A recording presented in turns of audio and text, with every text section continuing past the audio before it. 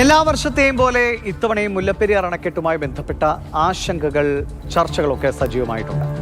ഒരു വിഭാഗം ശക്തമായി വാദിക്കുന്നത് മുല്ലപ്പെരിയാർ അണക്കെട്ട് വളരെ ദുർബലാവസ്ഥയിലാണ്, വലിയ അപകടം വിളിച്ചു വരുത്തുമെന്നാണ്. എന്നാൽ മറുഭാഗം പറയുന്നത് അത്തരത്തിൽ ഒരു ആശങ്കയ്ക്കും ശാസ്ത്രീയമായ അടിത്തറ ഇല്ല, വളരെ സുരക്ഷിതമായ നിലയിൽ തന്നെയാണ് ഈ അണക്കെട്ടുള്ളത് എന്നാണ്. എന്തായാലും ഈ ചർച്ചകൾ സജീവമായി നിൽക്കെ നമുക്ക് മുല്ലപ്പെരിയാർ അണക്കെട്ടിൻ്റെ നമ്മൾ അറിഞ്ഞിരിക്കേണ്ട ചില സവിശേഷതകൾ വേഗത്തിൽ ഒന്ന് പരിശോധിക്കാം. ആദ്യം നമുക്ക് മുല്ലപ്പെരിയാർ അണക്കെട്ടിൻ്റെ ചരിത്രത്തിലേക്ക് പോകാം, അതിൻ്റെ തുടക്കത്തിലേക്ക് പോകാം. എന്നാണ് നിർമ്മാണം നടന്നത്? 1887 മുതൽ 1895 വരെയുള്ള കാലഘട്ടത്തിലാണ് മുല്ലപ്പെരിയാർ അണക്കെട്ടിൻ്റെ നിർമ്മാണം നടന്നത്. എന്നാൽ ഒരു വർഷം മുൻപ് 1886 ഈ കരാർ നിലവിൽ വന്നത്. നമുക്കെല്ലാവർക്കും അറിയാവുന്ന പോലെ 999 വർഷത്തെ കരാറാണ്.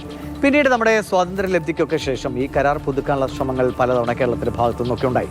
പക്ഷേ അത് സാധ്യമായത് 1970-ലാണ്. ഈ 1970 കരാർ പുതുക്കിയെങ്കിലും ആദ്യ കരാറിലെ നിബന്ധനകളൊക്കെ ഏറിയ പങ്കും അതേപോലെ നിലനിർത്തിക്കൊണ്ടാണ് കരാർ പുതുക്കിയത്. അതിൽ പ്രത്യേകിച്ചും പറയേണ്ട കാര്യം, ഈ 999 വർഷം എന്ന കാലപരിധി അതേപോലെ പുതിയ കരാറിലുമുണ്ട്.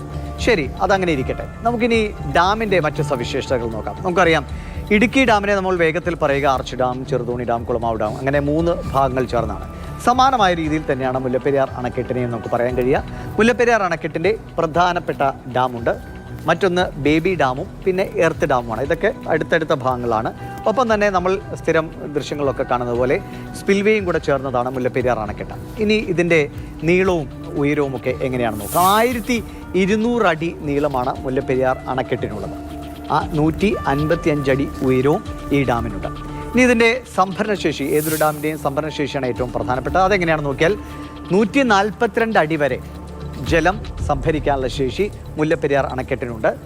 12.75 TMC വെള്ളം ഉൾക്കൊള്ളാനുള്ള ശേഷിയും ഈ ഡാമിനുണ്ട്. എന്നാൽ 1961 വെള്ളപ്പൊക്കം ഈ ഡാമിൻ്റെ ജലനിരപ്പുമായി ബന്ധപ്പെട്ട് വലിയ ആശങ്കകൾക്ക് വഴിവെച്ചു. അങ്ങനെ 136 അടി എന്ന നിലയിലേക്ക് ഈ ഡാമിലെ ജലനിരപ്പ് നിശ്ചയിക്കപ്പെട്ടു. പക്ഷെ പിന്നീട് കോടതികളിൽ വലിയ വാദപ്രതിവാദങ്ങളൊക്കെ നടന്നു. അങ്ങനെ ഏറ്റവും ഒടുവിലായി 142 അടി ഉയരത്തിൽ വരെ, അല്ലെങ്കിൽ അത്രയും ഉയരത്തിൽ വരെ ജലം സംഭരിക്കാം എന്നതാണ് ഇപ്പോൾ നിലവിൽ ഉള്ള നിബന്ധന. ഇനി നമ്മൾ ഈ പറയുന്നത് പോലെ പുതിയ ഡാം എന്നൊരു ആശയമാണല്ലോ എപ്പോഴും ചർച്ചയായി വരിക. എപ്പോഴും ആശങ്കയ്ക്കൊപ്പം പുതിയ ഡാം എന്നൊരു നിർദ്ദേശവും മുന്നിലുണ്ടാകും. ഈ ആശയം ആദ്യമായിട്ടുണ്ടായത് 1979-ലാണ്. പക്ഷേ തുടർന്ന് ഇങ്ങോട്ട് അതിനുള്ള അനുമതികൾ കിട്ടുക, പാരിസ്ഥിതിക ആഘാത പഠനം നടത്താനൊക്കെ ഏറെ വൈകിയാണ് അനുമതി കിട്ടിയത്. അങ്ങനെ ഒരു DPR ഒക്കെ വന്നു. അതിനനുസരിച്ച് ഏകദേശം ഒരു ആദ്യഘട്ടത്തിൽ അത് 600 കോടിയെങ്കിൽ ഇപ്പോഴത്തെ ഒരു ചിലവനുസരിച്ച് നോക്കിയാൽ ഒരു 1500 കോടി രൂപയെങ്കിലും ചിലവ് വരും പുതിയൊരു അണക്കെട്ട് നിർമ്മിക്കണമെങ്കിൽ. മാത്രമല്ല നിലവിലെ ഡാമിന് 336 മീറ്റർ അകലേക്ക് മാറിയാണ് പുതിയ ഡാം നിർമ്മിക്കുക. അതൊക്കെ ഒരുപാട് പ്രായോഗികമായിട്ടുള്ള ഒരുപാട് പ്രശ്നങ്ങളും അല്ലെങ്കിൽ പഠനങ്ങളും ഒക്കെ ഇതിൽ ആവശ്യവുമാണ്. എന്തായാലും നിലവിൽ ആശങ്കകൾ ഒരു ഭാഗത്ത് നിൽക്കുന്നു, മറുഭാഗത്ത് ഡാം സുരക്ഷിതമാണെന്ന വാദവും ശക്തമായി നിൽക്കുന്നു.